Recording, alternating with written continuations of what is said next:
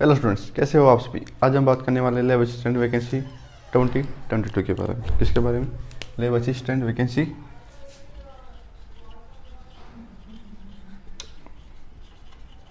Lab assistant vacancy 2022 के बारे में। इसके बारे में लेटेस्ट अपडेट क्या है, यह वैकेंसी कब तक आने वाली है, इसके लिए क्या योग्यता चाहिए और क्या क्या सिलेबस आएगा, इसके बारे में हम डिस्कस करने वाले हैं। ठीक है, तो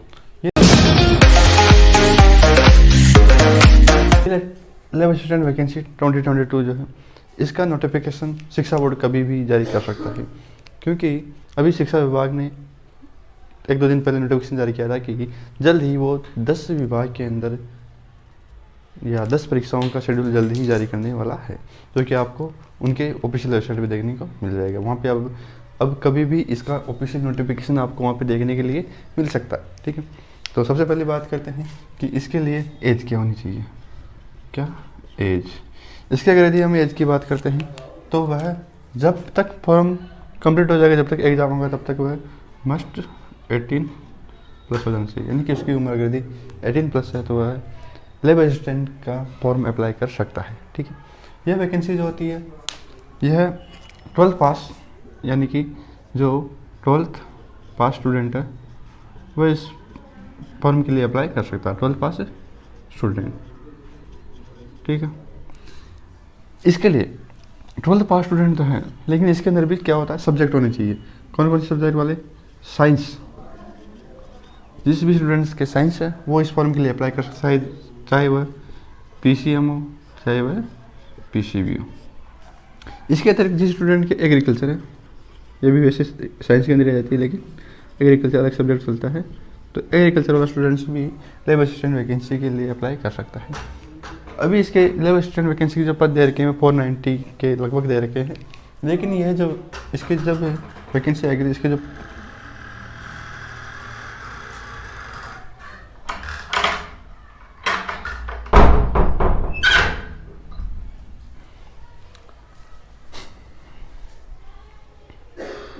लेकिन जब इसकी वैकेंसी आएगी तो लगभग उस टाइम पद होंगे इसके 1000 के आसपास, क्योंकि जो अभी जो पद बताए गए वो सिर्फ स्कूल के लिए बताए गए, लेकिन वो जब वैकेंसी आएगी तो कॉलेज के लिए भी आएगी, एग्रीकल्चर वाले भी, सभी कुछ मिल करके एक पेपर ही लिया जाएगा। ठीक है, इसके अलावा एज आ गई, कौन सी क्लास पास होनी चाहिए, क्या क्या सब्जेक्ट होना चाहिए।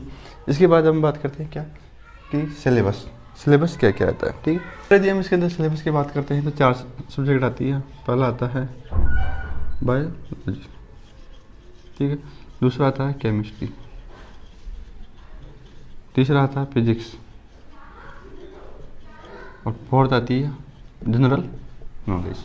ठीक है, टोटल क्वेश्चन की बात कर लेते हैं। इसकी बात कर लेते हैं, टोटल क्वेश्चन जो आएंगे वो आएंगे 150। कितने आएंगे? 150। ठीक है, इसको हम एक सब्जेक्ट के रूप में बोल सकते हैं, तो ये आता है इसके अंदर साइंस के अंतर्गत। ठीक है, साइंस के क्वेश्चन आते हैं कितने? 100। साइंस के क्वेश्चन आएंगे कितने? 100 क्वेश्चन किसके आएंगे? साइंस के। और जी के कितने क्वेश्चन आएंगे? 50 क्वेश्चन। ठीक है, यानी कि 100 क्वेश्चन साइंस के आएंगे, 50 क्वेश्चन जीके के आएंगे। तो जीके के अंदर जनरल नॉलेज आएगी, जैसे आर्ट एंड कल्चर आएगा, जियोग्राफी आएगी, हिस्ट्री आएगी। इसके कितने क्वेश्चन आएंगे? 50 क्वेश्चन। लेकिन साइंस के 3 पार्ट के अंदर बढ़ जाता है, बायोलॉजी, केमिस्ट्री, फिजिक्स।